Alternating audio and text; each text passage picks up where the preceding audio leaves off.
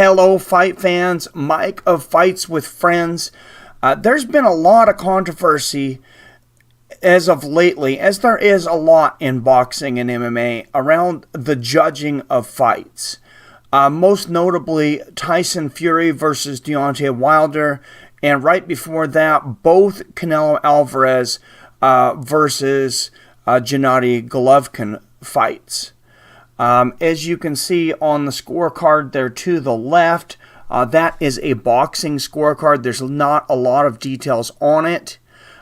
You can see the judges, what they scored each round, and that's basically it. There's not a whole lot of notes on there. It seems like I've seen more notes in the past on some boxing scorecards. This one, that's not the case. This was from Canelo Alvarez versus Gennady Golovkin, the second fight. The card to the right there is ran by the same commission. MMA judging and boxing ran by the exact same commission, but this is a little more detailed card. You can see there are points given inside of the points. It's still a 10-point must system. But striking 1 to 5 points, grappling 1 to 5, cage control 1 to 3, effective aggressiveness 1 to 3, defense 1 to 3, and you can see that the judge, they really broke down and thought about this through these 6 different ways to judge a fight, 7 different ways to judge a fight. And gave scores for each thing. And then at the end, they end up with a number, and that plays a large part on how they score that particular round. Let's go into first the WBC Commission's handbook. This is the handbook that's given to all referees for WBC championship fights. And these are the rules that Deontay Wilder versus Tyson Fury, that fight was judged underneath. And I'm just going to go through and skim through those. I will also leave a copy of the PDF for the WBC Championship Boxing Referee Judging PDF, and also the ABC's Unified MMA Commission, the same thing that all MMA judges get as to score fights by. First, let's go into the boxing, though. First of all, as far as boxing, I am amazed how little criteria information there is out there for the public. I found a lot more on MMA. This is an article actually on Judge Steve Weisfeld offering tips on how to score a fight. There is so much discretion given to boxing judges that it's absolutely absurd. And I think this is one of the reasons that we see so many controversial decisions in boxing. Steve Weisfeld's one of the guys that I definitely respect as a judge. He's been a professional boxing judge since 1991. He's worked ringside for approximately 1,600 fights. About 80 world championship fights. Weisfeld licensed as a boxing judge in New York and Pennsylvania, lent his experience to premier boxing champions, who sponsored this article, so thank you to them, on what judges look for when scoring a fight. Clean punches. To me, clean punches are the most important aspect. I agree. The other factors are really tied to that.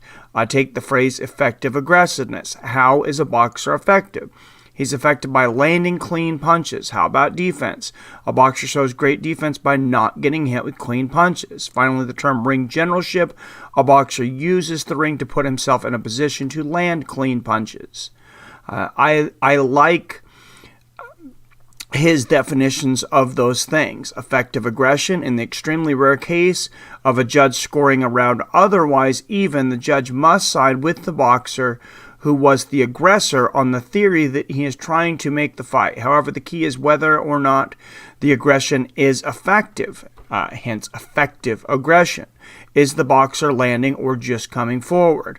So this is talked about a lot in boxing, but as you see from Steve Weisfeld, he's saying this is only used when a round is so close that a judge is having difficulty deciding who won a round.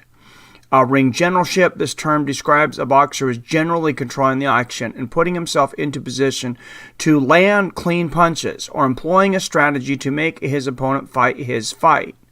Sometimes, however, the other boxer is forced to fight his opponent's fight and comes out on top. This is a much clearer definition of ring generalship than I believe is often given on, say, ESPN Boxing or Showtime. The 10-point must system, most of us that are boxing fans are familiar with this, except the fact that a 10-point must system is universal. That wasn't the case until recently. Putting aside the possibility of a point deduction by the referee for repeated low blows or other infractions, the winner of a round must receive 10 points and the loser 9 or less. So if you judge a draw round, which is possible, that would be a 10-10, but that is extremely rare. A typical round is 10-9. If a boxer scores a knockdown, that's usually a 10-8 round. If a boxer thoroughly dominates a round, even without a knockdown, it could also be scored 10-8. That is also a very rare occurrence. If a boxer scores 2 knockdowns in a round, generally scored 10-7 and so on. The knockdown is generally counted as an extra point for the fighter, which is why I was so critical of people that came out and said, yeah, Tyson Fury dominated that fight. And I asked him, how did you have it? Oh, I had it 7-5 for Tyson Fury over Deontay Wilder. Well, if you had it 7-5 for Tyson Fury, which is closer than what I had it, then you also scored the fight a draw because you have to give Deontay Wilder a 10-8 score for rounds 9 and 12, where there was knockdowns. So those people honestly don't know what they're talking about, as you're going to run into, of course, with a lot of casual fans talking about some of these fights. But these are some points that you could bring up to them. Let's get into MMA scoring. MMA, of course, is a much newer sport than boxing. The rules have been updated much more frequently in the past few years. So let's get into prioritized criteria: effective striking and grappling, legal blows that have immediate or cumulative impact with the potential to contribute towards the end of the match, with the immediate weighing in more heavily than the cumulative impact. So when someone lands a huge blow, let's say a huge right hand, they're saying that's more effective than cumulative impact. So that, to me, says that a huge right hand that floors somebody is scored more heavily than a fighter who lands, 10 jabs and an insignificant right hand in one of those exchanges. Effective aggressiveness. This is almost universally misunderstood. Aggressively making attempts to finish the fight. The key term is effective. Chasing after opponent with no effective result or impact should not render into the judge's assessment. So the person moving forward, not only does it not mean a whole lot, it means, according to this, absolutely nothing. Zero, zilch. Get that out of your head. Fighting area control. Fighting area control is assessed by determining who is dictating the pace, place, and position of the match. 3 criteria, not one. Not what fighter has the other fighter's back up against the cage for the entire time. They're dictating the pace, place, and position of the match. This can also be a counter striker who is forcing another fighter to come in, make mistakes, and land counter punches. That can be effective aggressiveness. That is highly misunderstood. Round scoring, 10-10 round, of course. 10-10 round in MMA is when both fighters have competed for whatever duration of time in the round. There is no difference or advantage between either fighter. Of course, it says right here, this should be extremely rare and is a score to be used, not to be used as an excuse by a judge that cannot assess the differences in the round. This is almost never used. A 10-9 round in MMA is where one combatant wins the round by a close margin. This, of course, is the most common score on any judge's scorecard. A 10-8 round in MMA is where one fighter wins the round by a large margin. This was updated in 2016. The match between Robert Whittaker and Yoel Romero was after these unified rules were put in place for basically every bout in MMA, and they were in place that night, which means Yoel Romero should have should have been given credit for 2 10-8 rounds, which would have gave him the victory. He was not credited for 2 10-8 rounds. He was not even credited for one. An absolute atrocity, I believe, if you look at the official MMA judging criteria. Impact. A judge shall assess if a fighter impacts their opponent significantly in the round, even though they may not have dominated the action. Impact includes visible evidence such as swelling and laceration. So for those of you that had questions, if a fighter's swelling or bleeding or they have cuts, is that a factor? There it is right there. It is. Impact shall also be assessed when a fighter's actions using striking and or grappling lead to a diminishing of their opponent's energy, confidence, abilities, and spirit. This is why you see fighters continually acting like they won, even though you believe that they probably lost the decision, or they act like they're not hurt after taking a shot. That's one of the reasons they do that. All of these come as a direct result of impact. When a fighter is impacted with strikes by lack of control and or ability, this can create defining moments in the round and shall be assessed with great value. 10-7. A 10-7 round in MMA is when a fighter completely overwhelms their opponent in effective striking and or grappling, and stoppage is warranted.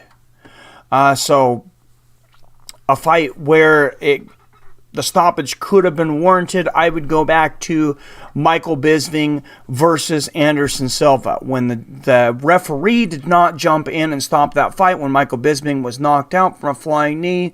I believe watching that, a judge using their discretion definitely could have said a stoppage was warranted, could have been warranted in that instance, and I believe they would have been within their rights under these new rules to score that a 10-7 round, which would have gave that round to Anderson Silva. Now that we've looked a little bit at how rounds and fights are scored, let's talk about what sport is harder to score for. Much of this, of course, is my opinion on what is harder to score for me, but let's talk about why some rounds are harder to score than others, and which sport is harder to score under what conditions and why. So there you have a glimpse at what judges are looking for, what they're supposed to be looking for when it comes to a fight, seemingly much clearer in MMA than it is in boxing, at least as far as what information they want to divulge to the public. I believe that boxing is a shady business, and I don't think I'm going to get a lot of argument from a lot of you on that. We've seen time after time horrible calls through both sports. I believe more through boxing. I will say, if you have to ask me what sport is harder to judge, I'm going to come back to you with what John McCarthy once said, and he said that it is very easy to take an MMA judge and teach them to be a boxing judge. That's much easier than taking a boxing judge and teaching them to be an MMA judge. That's assuming starting from ground zero, starting from only being an MMA judge or only being a boxing judge. Now let's talk about somebody who understands all the criteria, hopefully understands the sport of boxing and MMA.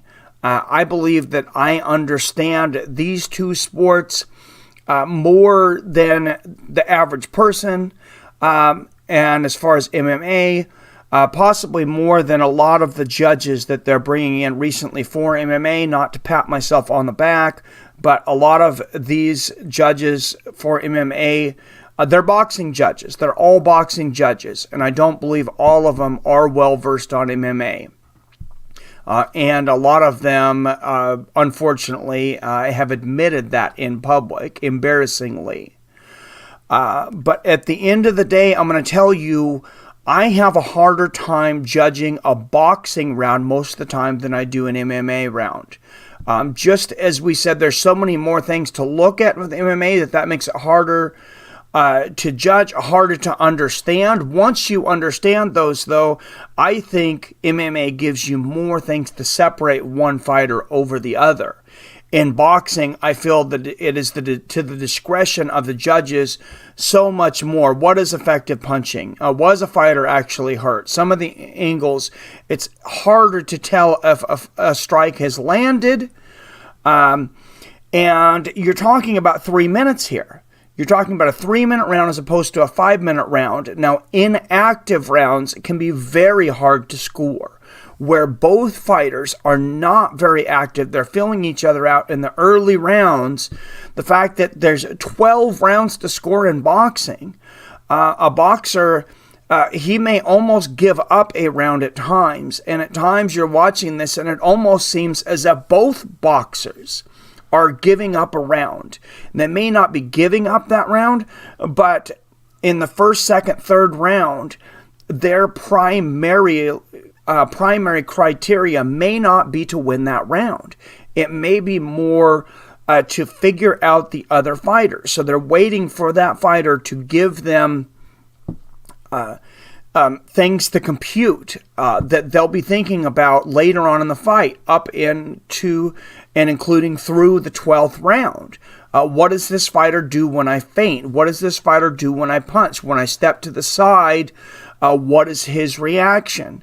And when he reacts to that, what can I do? Can I, when I feint, he ducks back. Then I throw the right hand. He comes forward. He moves to the left. He moves to the right. He slips under the right hand, which sets me up for a left uppercut possibly. So many things to think about because you're thinking about just striking. There's no takedowns. There's no kicking. There's no anything.